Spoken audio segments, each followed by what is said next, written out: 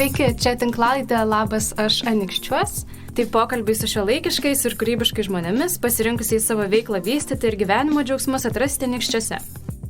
Prie mikrofono aš, Simona Valonytė. Šiandien šalia manęs sėdi net ne vienas, kaip įprastai, bet 3 pašnekovės. Šios 3 jaunos moterys susibūrė Anykščiuose tam, kad randamus gamtos turtus kauptų, kurtų ir dalintųsi su aplinkiniais. Pasivadinusios mįslingų pavadinimų Bitelės ūkis, Ugnė, Dovilė ir Indrė greitai įsiliejo į Anykščių gyvenimą ir savo darbais jau garsina mūsų kraštą. Sveikos merginos. Sveiki. Nors jau kurį laiką pažįstamiems galite sakyti Labas, aš Anykščiuos, atvykote čia iš kitų miestų. Papasakokite apie savo gyvenimą iki Anykščių ir kaip čia atsidūrėte. Pati pirma atsikrausčiau aš į Anykščius. Šiaip gyvenau Jonavoj, augau, mokyklą baigiau Jonavoj, studijavau Vilniuje, kurį laiką dirbau Vilniuje, bet Anykščiai buvo man artimas kraštas, nes čia mano mamos gimtinė, mano močiutė čia gyvena, tėvai turi sodybą, mes kiekvieną vasarą praleisdavo Anykščiuose, čia prabėgo mano vaikystė. Tai vieną kartą gyvenime atėjo toks sprendimas, kad nusprendėme su vyru atsikraustyti į Anykščius. Čia kažkur prieš 4 metus atsikraustėm gyventi. O atsikraustėme mes ne grynai į Anykščius, bet į Kurklių kaimą, Vienkiemį, kur pradėjome, kaip jūs minėjote, tą mūsų veiklą. O kalbant apie kitas draugės? Tai aš sesuo. Sesuo? Mes sesės. Jūs Ugnė. Aha, aš Ugnė. Tai Dovilė ir aš, mes yra sesės esam. Taip pat gyvenau visą gyvenimą Jonavoj, studijavau Kaune, kurį laiką taip pat gyvenau jame. Paskui išvykau į Londoną ir pragyvenau beveik 10 metų. Ir kažkaip atėjo tas momentas, su vyru susėdam pakalbėti, kad norim grįžti į Lietuvą. Ir kur? Ir aš kažkaip sakau, aš noriu į Anykščius. Nes visos vasaros čia prabėgo, draugai buvo, patys geriausiuose atsiminimai kažkaip. Tai. Ta gamta, aš toks galbūt labiau gamtos vaikas, tai man jau nuo Londono šurmulio norėjosi ramybės. O kur kitur, jeigu ne mūsų Anykščiuose. Tai radom namą Kurkliuose su sesės ir tėvų pagalba. Dabar esam. Beveik nuotoliniu būdu, galima sakyti, nusipirkome tą namą ir atsikraustėm ir atvažiavom. Nei sesės viena nuo kitos nepabėgot, nei nuo Anykščių nepabėgot. Susėjo ten, kur ir buvo. O paskui iš paskos mūsų, iš Jonavos atsikraustė Anykščius ir tėvai. Tai visi kartu. Visa šeima kartu, kažkaip smagu dabar. Vaikam iš mokyklos gerai seneliai pažiūrė. Tai. Taip, ir apie jūs kalbant. O aš tai esu Indrė ir Dovilė ir Ugnė yra mano vyro pusseserės. Tai giminaitės irgi. Viskas persipynė. Persipynė, bet priešingai šiek tiek nuo jų mes su vyru esame anykštėnai, čia gimė užaugę. Aš apskritai esu gal 4 kartos anykštėnė, jau šaknų šaknis čia. Tai bet kaip ir visi po mokslo išvažiavau studijuoti. Aišku, dirbau irgi pasilikau Vilniuje su vyru. Tada mus šiek tiek gyvenimas pablaškė po Lietuvą. Mes gyvenom ir Klaipėdoj, ir Utenoj. Bet visą laiką tos mintis apie Anykščius jos buvo pas mane. Bet sakydavau, kai jau vaikai užaugs, jau ant pensijos, būtų labai faina čia gyventi, čia sugrįžti. Bet mums taip gyvenimas suklostė tikriausiai nebereikalo. Pradėjau lauktis 3 dukrytės ir galvoju, arba dabar, arba niekada. Ir tokia susiklostė geros aplinkybės ir mes čia atsidūrėm Anykščiuose. Tai tuo labai džiaugiuosi. Nusprendėt nebetidėlioti jau. Nusprendžiau netidėlioti, nes, kaip gyvenimas dabar yra, o ne kažkada. Teisingai. Aš pati esu kaip ir anykštėnė, tai puikiai suprantu jūs, nes kol gyvenau Anykščiuose, prie Anykščių, tai man atrodė, Anykščiai gera, bet kai aš važiavau mokytis, labai pajaučiu, kad man irgi reikia to Anykščių ir aš čia noriu pabaigus studijas grįžti, dirbti, gyventi ir niekur. Toks jausmas, kad reikia čia. Tai kažkaip man irgi sakau, kad traukia tą ramybę Anykščių kažkaip, gamta ir ramybė. Aha. Tai mes netgi, kai gyvenom ir Klaipėdoje, atrodo, ten ir jūra, ir viskas, ir Nidoje gyvenom, atrodo, kokį daugiau norėt, kurorte, atrodo, fantastika. Bet mes kiekvieną savaitgalį važiuodavom į Anykščius. Kodėl? Anykščiai kaip kurortas. Kodėl? Nežinau. Tai mes irgi, skaityk, mano vyras tai grynas jonavietis, su Anykščiais jis nebuvo supažindintas. Nežinojo, kas ten Anykščiai, tik kaip mes jau susitokėm. Tai kiekvieną savaitgalis mūsų buvo Anykščiuose. Čia kaip yra toks nekvestionuojamas klausimas, ką daryti savaitgalį. Tai į Anykščius. Kur važiuoti? Į Anykščius arba pas draugus, arba į Anykščius. Kol galų gale nusprendėm ir gyvenimą pradėti Anykščiuose. Kada viskas susiturėjo į savo vietas, atrodo nurimo, viskas atrodo kitaip ir nebegali būti. Kad to praeito gyvenimo kažkokio tokio čigoniško kaip ir nebelabai nesinorėtų. O galėtumėt kažkokius tai skirtumus išvardinti? Tarkim, kiek esu apie jūs skaičiusi, tai visuomet kaip ir išskiriat, kad kiekviena jūsų turit skirtumus, bet nepaisant to, jūs dirbat komandoje, net ir į šį pokalbį atvykot kartu. Tai ar nesunku dirbti vienoje komandoje? Kaip suprantu, požiūriai vis tiek šiek tiek skiriasi. Aš kaip tik gal išskirčiau mūsų tą stipriąją savybę kaip komandinis darbas. Ir gal kaip tik labai gerai, kad esame skirtingos ir vieną kitą papildome. Ir tas mūsų, aš galvoju, ta pati stiprioji jėga mūsų sėkmės ir yra, kad mes kaip kumštis tvirta komanda esame. Vieną kitą papildom, Indrė daugiau kūrybiniai srity, buhalteriniai srity, Ugnė irgi kūrybiniai, vadybiniai, užsienio kalbą moka, su užsienio klientais bendrauja, aš daugiau ūkininkė, bitininkė, irgi vadybiniai srity, tai mes vieną kitą tai papildom ir tas komandinis darbas mums labai padeda eiti tolyn į priekį. Dėl to buhalterį neturėčiau pasakyti. Bėgau aš nuo jo. Ir vis tiek nepabėgau. Vis tiek nepabėgau. Tenka. Bet jos stiprioji pusė yra tas rytis, tai mes ją ir pasitikim. Aš iš savos patirties galiu sakyti, kad studijuodama turiu kitokią patirtį. Man artimesnė patirtis, kai mūsų yra daug, mes lyg ir kumštis esam, bet kas kartą, kai turim atlikti kažką grupėse, tai gaunasi taip, kad mes nesusikalbam, neturim nieko bendro, visiškai atrodo, net neišeina ieškoti kompromisų.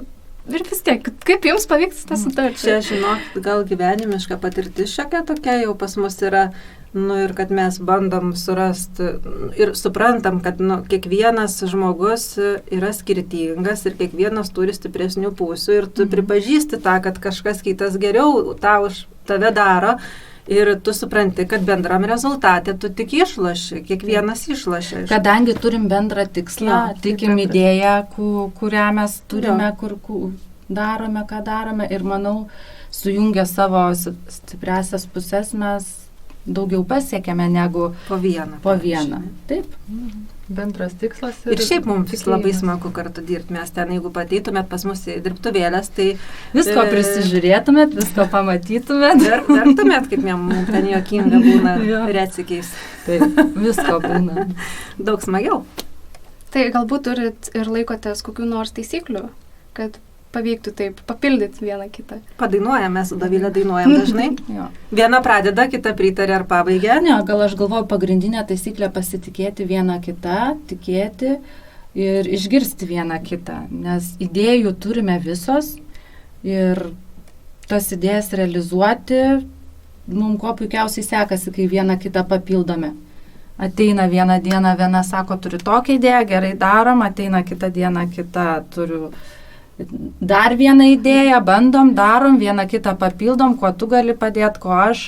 subėgam visos 3, apsitarėm ir paskui gaunas puikus rezultatas. Taip? Sutinka? Taip, komanda ir ir labai geras rezultatas. Svarbiausia, tinkami žmonės. Matosi, kad puikiai sutarėt. Tinka tie metodai, kuriuos taikot. Tai dabar šiek tiek papasakokit plačiau apie patį bitelės ūkį. Ką jūs ten veikėt? Gal aš pradėsiu pasakoti, nes bitelės ūkis kaip ir prasidėjo nuo manęs, čia kaip ir mano tokia idėja buvo, kaip ir pradžiai sakiau, kad su vyru prieš 4 metus atsikraustėme Anykščius, bet sodybą mes turime Anykščiuose jau seniau, prieš 10 metų įsigiję. Ir įsigiję sodybą sugalvojame, kad turime turėti sodybą ir avilį. Aišku, patys labai patirties neturėjom prie bitininkavimo, bet įsigijus pirmą avilį supratome, kad bitininkystė mums labai tinka ir patinka. Tai nuo to vieno avilio dabar mes išsiplėtėm, turim kažkur 50-60 bičių šeimų. Ir vieną kartą man kilo tokia idėja, kaip realizuoti medų, pabandyti sukurti dovanėlės tokias, kurios būtų iš gamtos turtų, ekologiškos, natūralios, sunaudojamos, kad žmogui tiktų ir patiktų ne masinės gamybos kažkoks produktas. Kadangi mano tėvai tautodailininkai, tai paprašiau, kad nupintų tokią pintinėlę, aš ją įdėjau medaus, arbatas, vaško žvakės, ir paprasčiausiai sukūriau socialiniai erdvėj tinklapį, pavadinimas taip ir kilo ekspromtu, bitelė, galvoju, kokį pavadinimą sukurti. Bitelės ūkis pavadinau, bet kaip žiūriu, tas pavadinimas gal net iš pasąmonės kilo, nes mums labai dabar jisai tinka, nes visi mus vadina ir bitelėm. Taip. Tai ir kažkaip per tas pirmas kalėdas tie mano rinkinukai pasidarė labai populiarūs. Net nesitikėjau, iš tikrųjų, buvo toks bandymas. Tada atėjo antros kalėdos, vėl pabandžiau, tobulėjom po truputį, kol galų gale taip savaime gavosi, kad grįžo sesė. Sakau, bandom, nes jinai su karoliukais dirba, sakau, padekoruojam gražiau, kažkaip dar su gražesnė fantazija, idėjų daugiau jai kilo kitokių ir taip rutuliojamės, kad ir tobulėjam kasmet, kad ateityje prisijungia paskui prie mūsų ir Indrė. Taip? Indrė. Taip. Su savo idėjomis. Tai ir dabar mes kaip turime elektroninę parduotuvę. Šiais metais atidarėm, sakau, labai gerų laikų, kai daug kas sako, gal karantinas smulkiam verslui truputėlį nuskausmina juos, bet mes galim pasakyti atvirkščiai, kad mes gal dar jaučiam didesnį užsakymų kiekį per karantiną, nes daug kas dabar elektroninėje erdvėje užsisakinėja prekes ir ypatingai dovanėles, ypatingai užsienis į mus kreipiasi, kadangi nori ir pasveikinti ir savo artimuosius, tai mes gaunamės tokie kaip gal net ir tarpininkai, kad užsako pas mus dovanėlę ir mes išsiunčiam artimui su linkėjimais. Gal kaip matėt mūsų puslapį, turbūt domėjotės, visokių yra ten variantų, tai žmonės įsirenka. Gal dar įvardinčiau mūsų tokią stiprią pusę, kad mes rinkinukus tas dovanėlės individualias darom. Tai žmogus pas mus kreipiasi su individualiu užsakymu, mes papuošiam, padarom pagal jo norus. Taip pat ir verslo klientai savo verslo dovanas pagal individualius užsakymus daro. Dabar ir su užsienio lietuvių parduotuvėm bendradarbiaujam, siunčiam savo rinkinukus. Ir taip keliauja tie mūsų dovanų rinkinukai pagaminti su didelė meilė, šiluma, su gera energija po visą pasaulį.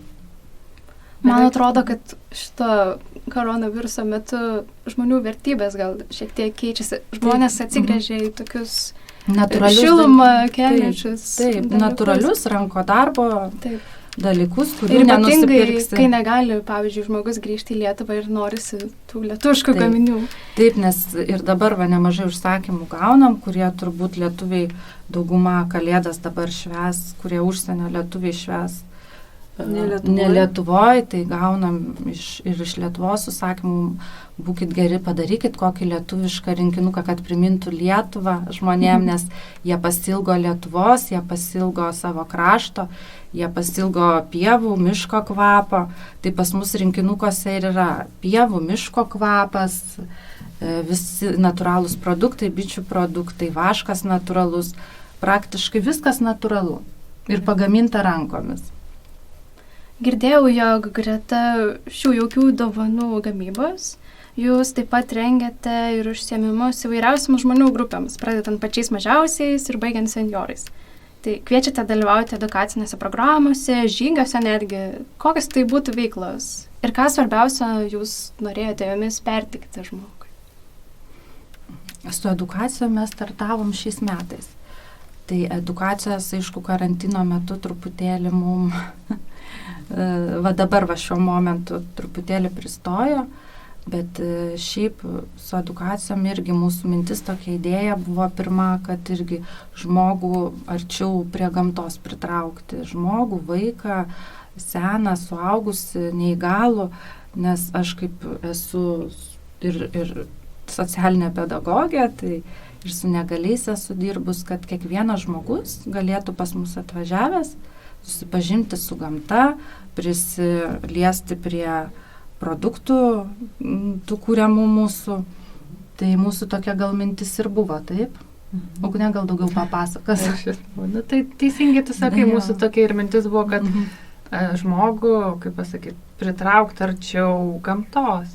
Nes dabar vaikai labiau pačios auginom, pačios žinom, kad labiau domisi technologijom. Taip, nors gyvenam ir kaime, bet vis tiek pastebim, kad vaikai daugiau linksta į planšetinius kompiuterius negu į... Taip, nes mes turėjome labai gerą vaikystę Anykščių rajone, Sadeikių kaime, tai tėvai įkūrė irgi dabar Pintinių sodelį, o mes praleisdam ten visas vasaras. Tai tikriausiai ten ir gimė mūsų ta meilė gamtai, gal toks ryšys su gamta.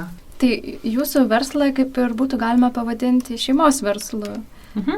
Liečia ne tik jūs pačias, bet ir jūsų šeimą. Taip, mūsų šeimą, mūsų tėvus, vyrus, prisideda ir vyrai mūsų visi, mano bitininkas, Indrės vyras, labai... Kurjeris. Juokaujam, kiekvienas turi kažkokį savo pareigybę, indėlį, tai bitelės ūkį. Visi taip, jau jiems augai krau, net ir vaikai jau mūsų. Bitelės ūkis, ką aš ateityje jau galvoju, darysiu tam bitelės ūkį. Idėja siūlo ir visa kita. Tai iš jūsų pasakojimo jau galiu kaip ir išskirti svarbiausius prioritetus gal, kad tai būtų turiningas laisvalaikis gamtoje, meilė Lietuvai ir lietuviškiams produktams, pagarba šeimai, kaip ir viso amžiaus žmonėms, kaip ir natūralumas galbūt. Bet jūs labai daug kalbat apie Lietuvą ir meilę gamtai. Tai jos svarba jūsų gyvenimuose, tai jums tikriausiai artimas ir žalesis judėjimas, ekologija.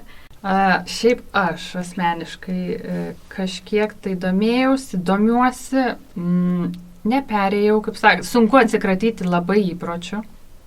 Labai sunku, bet stengiasi mažinti tą vartojiškumą, nes mane kas labiausiai išgąsdino Anglijoje, čia gera tema iš tikrųjų, bet Anglijoje, kai mes buvom, ir šiukšlių maišų kiekis, ta prasme, kiek tu išsineši šiukšlių. Ir tai mane labai išgąsdino. Tai stengiasi mažinti tą vartojimą, bet iš tikrųjų sunku. Labai sunku atsisakyti, sakau. Man asmeniškai irgi teko būti Anglijoje. Tai taip, pamenu, kad pakelėse visada būdavo šiukšlių, bent po truputį. Labai daug. Taip. Atrodo, lyg ir nesinorėjo to įsiminti, bet vis tiek užsilieka. Yra tas toksai... Tik jūs, aišku, ilgiau buvot ten, tai tikriausiai daugiau galėtumėt papasakoti. Taip, tas netvarkingumas, taip, žmonių požiūris yra galbūt šiek tiek kitoks, jam nelabai aktuali ta ekologija. Nesakau, kad visi, bet šiaip taip pagal, kai eini gatvė ir tu matai, kad tiesiog nuo mažų vaikų ir šiukšliadėžė šalia, bet meta butelį, kaip sakant, šalia. Tai jo, tai aš džiaugiuosi mano vaikas, sakau, kad nuo mažų dienų kažkaip, kodėl, sako, šiukšliadėžė tai čia, kodėl jisai meta. Tai džiaugiuosi tuo, kad, kažkaip bent jau yra mano vaikui tas suvokimas, kad, bent jau nešiukšlink, kaip sakant. Tai matom, kad šiandieninis požiūris nėra labai sveikintinas. Ir pats požiūris į prekes, sakyčiau, yra perteklinis, daugiau remiamasi kiekybė ir mažiau kokybė. Tai kaip būtent jums pavyksta funkcionuoti ir kurti tokiame masinėme vartotojiškumo pasaulyje? Geras klausimas. Gal tikriausiai, kad, kaip sakau, žmonėms sunku keisti įpročius, bet jie nori to. Tai nori po truputį atsisakyti šitų, šiandien buvo atvažiavus klientė ir jinai anūkams sako, dovanų, aš nenorėjau plastiko, plasmasę, sako, dovanot. Tai pasirinko mūsų dovanėlės, natūralias. Tai irgi keliaus ir į užsienį kelios, ir kelios Lietuvoje. Tai šiek tiek žmonės žiūri tą pusę, bet, sakau, sunku visiems pasikeisti. Bet jūs bandote tai daryti ir labai smagu, kad vengiat plastiko, stengiatės įpakuoti natūraliai. Tai galiu tada teikti, kad ir sutinkate žmonių, kurie remia smulkius verslus ir supranta, ką jūs norite ištransliuoti. Taip. O tada, ką manote, žmonės turėtų keisti savo elgsenoje? Kaip kovoti su tuo besaikiu vartojimu? Aš tai manau, kad tie žmonės dabar pradeda keistis. Aš tai matau pokyčius, šiokius tokius žingsnius. Gal didesniuose miestuose daugiau, pas mus gal mažesniuose šiek tiek dar didesnė ta vartojiškumo tokia, kaip čia pasakyti, kultūra. Bet kažkas kažką vis tiek turi daryti, nuo kažkokių žingsnelių turi prasidėti. Tai aš manau, kad mes tokios kaip ir ambasadorės tos gamtos lietuvybės esam šiek tiek, ne? Tokios. Ir kad dovana būtų suvartojama, ne kažkur padėta. Kad nestovėtų ten. Man tai pačiai, pavyzdžiui, asmeniškai labai smagu gauti dovaną, kuri nedulkės man lentynoje. Tai man ypatingai smagu, kad aš ir prisidedu prie tokių dovanėlių, kurios nedulka. Ir kurios dar suteikia kažkokią tai naudą žmogui ir sveikatą. Visiškai pritariu. Iš tikrųjų, pati, kai būnu Vilniuje, tai pastebiu tą vartotojiškumą ir labai smagu, kai yra žmonių, kurie stengiasi kažkaip keistis po truputį ir kitus keisti. Tai vat, jūs ir pačios ištransliuojat, kad suvokėt tą poreikį, bet jūs ir įtakojat vis tiek žmonės. Mačiau ir internete, kad žmonės domisi, klausia jūsų, kokia kaina. Čia mūsų kasdiena. Mūsų kasdiena, jo bendravimas su klientu nuotoliniu būdu ir tas vis tiek ir puslapio, nes kaip ir tą puslapį, kuriuo atrodo gal toks paprastas, primityvus, bet labai norėjau, kad žmogus pamatytų, kaip tas produktas ateina, iš kur jis ateina, kad su gera emocija viskas padaroma ir kad geros mintis. O dabar kaip jums sekasi gyventi Anykščiuose? Ar pavyksta išsilaikyti tik iš bitelės ūkio veiklų, ar ten kažko ir kitų darbų? Pavyzdžiui, ką vietoj bitelės ūkio veikia dabar? Vis tiek karantinas šiek tiek koreguoja tikriausiai veiklą. Tai aš kaip čia pasakyti, dirbu turizmo informacijos centre, bet esu dabar motinystės atostogose. Turiu 6 mėnesių leliuką dar. Sveikinu. Ačiū. Tai šiaip ir prie to pačio, kaip bitelės ūkis, o sesuo. O aš šiuo metu dar dirbu užimtumo tarnyboje, bet jau artimiausiu metu planuoju pasilikti tik prie bitelės ūkio, nes tikrai reikia daug ir laiko investuoti, ir daug energijos, ir norisi visą atsiduoti tai veiklai, kuri tau patinka daryti, kuri tau smagu daryti, kur norisi, tai laiko klausimas. Kada grįšiu, ta prasme, tik prie bitelės ūkio būsiu, laiko klausimas čia. O aš tai dirbau Swedbanke ir dabar įtakota bitelės ūkio.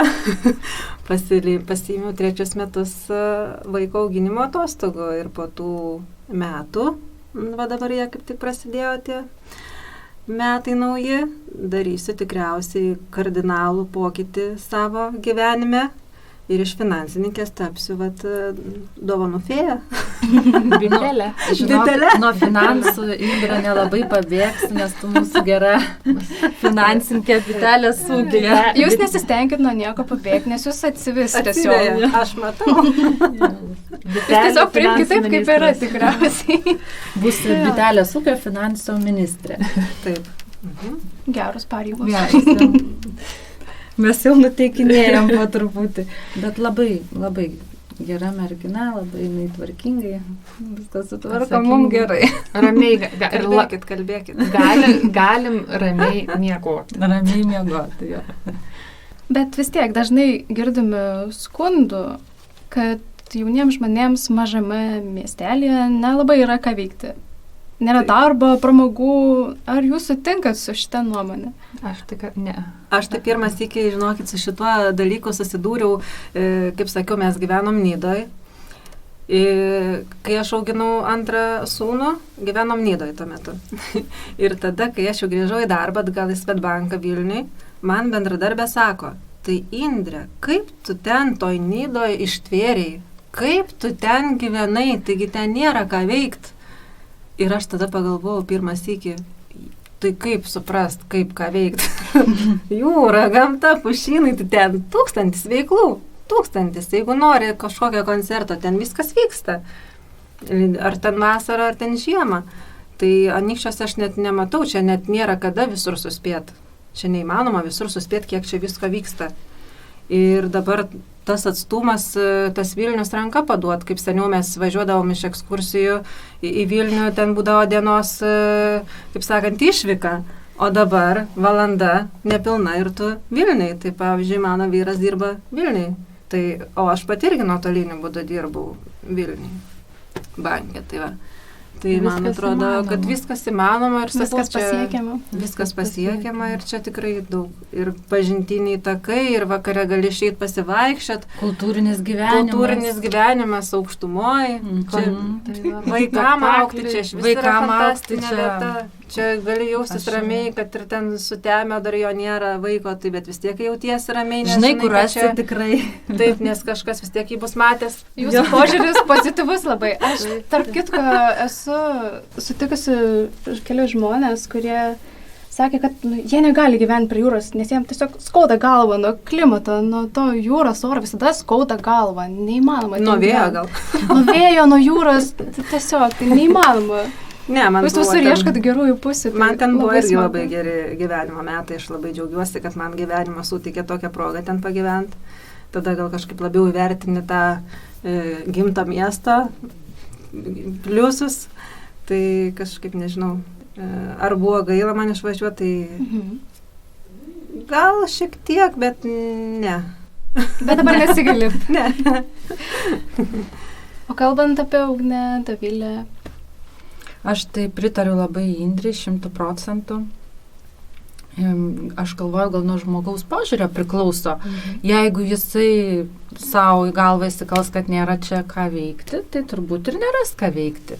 Ir gal kitur į Vilnių išvažiavęs irgi neras ką veikti, jeigu užsidarys daugiabutyje, kurie, kaip pastebiu, internetinėje erdvėje dabar vadinami vienkiemiais, nes žmonės, kaimynai vienas kitų nebepažįsta. Tai turbūt neras. Ir Vilniui, ta prasme. Čia, aš galvoju, Anykščiai kultūrinis lygis labai aukštas. Kaip ir Indrė sakė, turbūt visų renginių nespėsi ir apeit, nors ir norėsi per dieną vyksta keli. Labai patenkinta esu švietimo sistema, švietimo įstaigomis, kai dėl savo mergaitės 10 metų ir būreliai, ir užklasinė veikla, ir jinai tokia visur nori, tai net nespėja visur aplankyti ir dailę, ir muziką, ir karate treniruotas, mokytojai nuostabus, džiaugiamės tikrai. Tai vien tik pliusai. viskas ranka pasiekiama, vaikų nebaisu išleisti į miestą, kaip ir Indrė sakė, net ir kai sutemsta vėlai grįžta, nebaisu. Tai tik taip pliusus matom. Bet aš dabar tokia mintis man kyla, gyvenimo kokybė. Sakykime, Vilniui ir Anykščiuose, gali sulyginti, nes ir tu gyvenai, ir tu, ne? Londone, Kaunas. Tai vis tiek didelis miestas. Tai ką mes ten labai matydavom tam didelę miestą, kokie ten pliusai, pavyzdžiui? Kamščiai. Išvažiuoji į darbą ten anksčiausiai. Grįžti namo, jeigu dar su parduotuvė, tai žiūrėk, jau tau beveik reikia eiti miegot. Aš dabar, pavyzdžiui, galvoju, kai aš Vilniuje gyvenu, neturėjau dar vaikų, nebuvo pas mus vaikų. Bet tai kaip ten dabar reikėtų viską suspėti su vaikais 3? Jo, ir kas keisčiausia, kad Vilniuje gyvenantys žmonės sako, kad mažose miestuose nėra ką veikti. Jie savaitgaliais lekia į tuos mažesnius miestus. Ieško kur atsigauti. Nes, kaip sakau, nuo tų kamščių, nuo tų laiko neturėjimo, nuo skubėjimo. Ir tai aš irgi pagyvenau Vilniuje kelis metus, nesakau, man gaila savo laiko ir aš galiu kažkur jį kitur panaudoti, nevažiuodama 2 valandas iki darbo ir atgal iš darbo. Tai tau tas pats su Londonu? Man tas pats su Londonu buvo. Aš jau sakau, pavargau. Aš ir dirbau Hydrovo oro uoste. Tai ten pereina 100,000 žmonių. 100,000. Tai gal kitam tai patinka, bet mane tai pradėjo jau slėgti.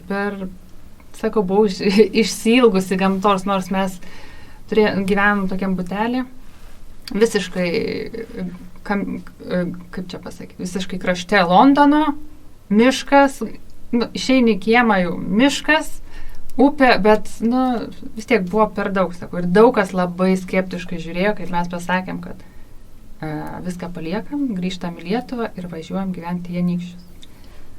Ir visi, ką jūs ten veiksit, darysit. Kaip jautėtės tada? Kaip reagavot? Paprastai, aš žinojau, kur aš, ta prasme, ko aš noriu, ko aš sieksiu, kad nėra svarbu, kur tu esi, svarbu, ko tu nori ir ką tu darai. Svarbu, kur tau gero, tikriausiai. Taip. Svarbiausia norėti ir daryti.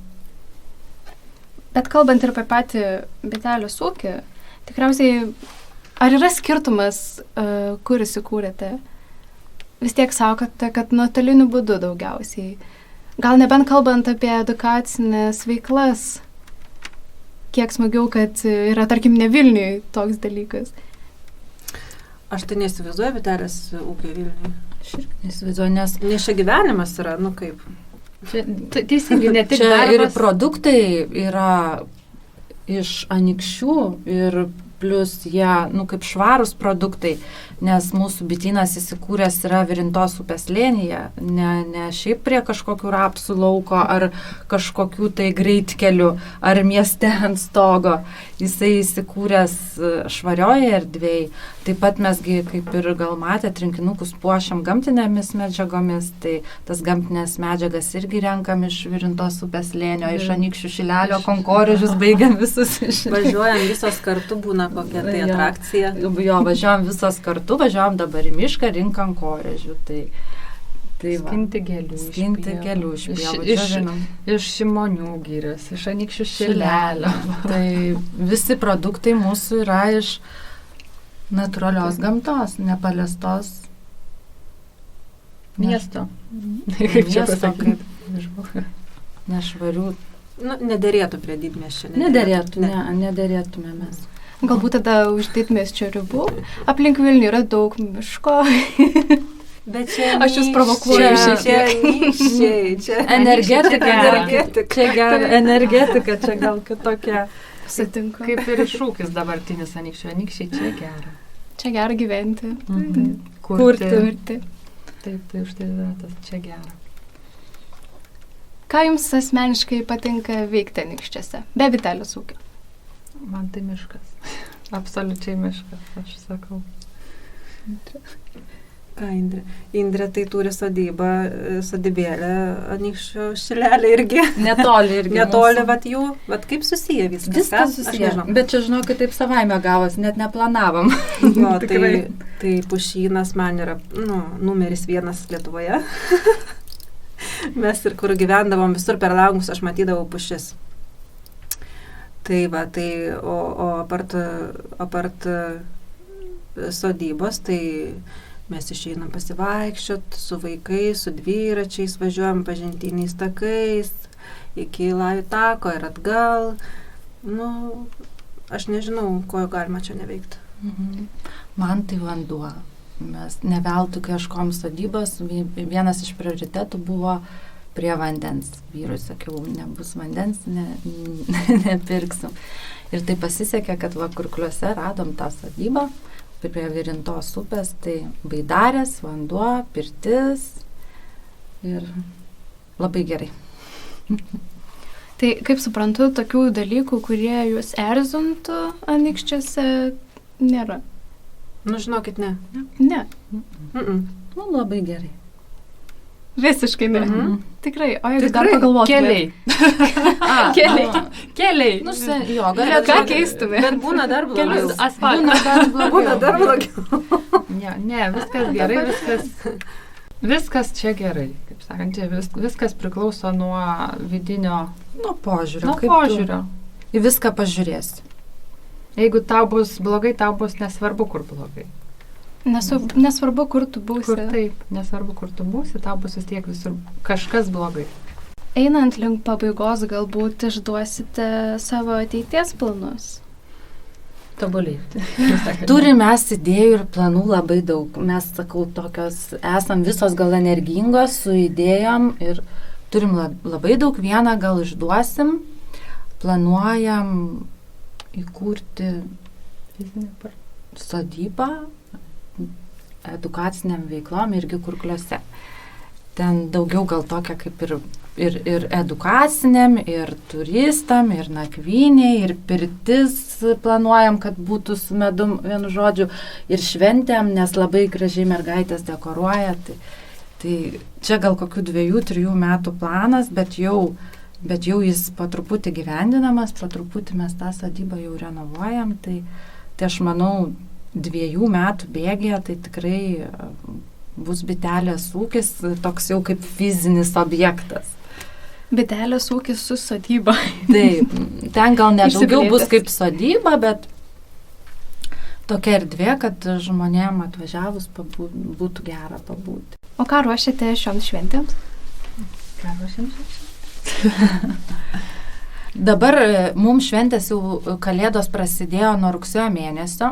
Mes švenčiam. Mes jau pilnu tempu Kalėdose ir dabar užsikrovusios labai užsakymais, verslo dovanos ir individualūs užsakymai, elektroninė parduotuvė mus jau raudonuoja su užsakymų gausa.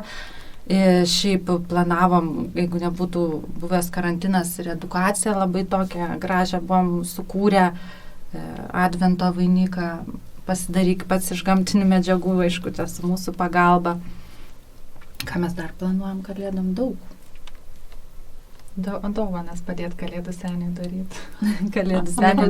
Nepamiršt pačiom pabūt Kalėdų senis vaikams savo. Jo, nes pernai metų patirtis parodė, kad...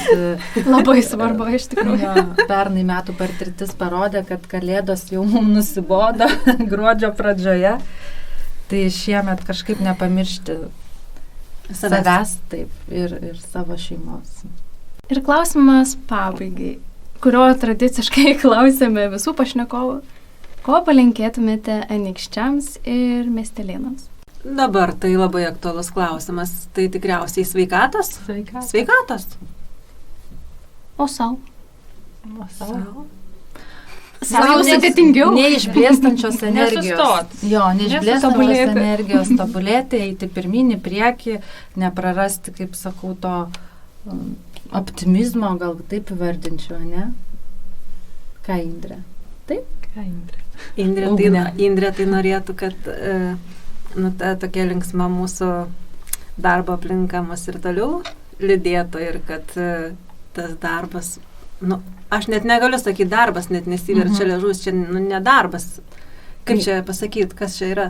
Čia, kai darai tai, ką mėgsti, tai nėra darbas, gyvenimo būdas. Čia kažkokias smagumynas, žinokit, yra. Nuostabus gyvenimas, vienu žodžiu. Taip. Kad jis nesibaigtų. Kad nesibaigtų. Kad visi norėtų naudot, dovanot, tokias natūralias dovanėlės. Taip. Geras palinkėjimas. Manau, jūs jau pačios savo pasilinkėjot geriausia. Tai ir prilinkėjom. Tai aš tiesiog galiu palinkėti visokeriopos sėkmės kūryboje, gyvenime ir kad jūs visas 3 liktumėt kaip tos bitelės kartu vienam avily ir kurtumėt mums grožį. Ačiū labai, kad atvykot. Dėkui. Ačiū jums. Su jumis buvo projektas Labas, aš Anykščiuos, kurį rengia Pasaulio Anykštėnų bendrija, remiama Anykščių rajono savivaldybės. Mūsų galite klausytis tinklalaidžių platformose Spotify, Podbean bei YouTube.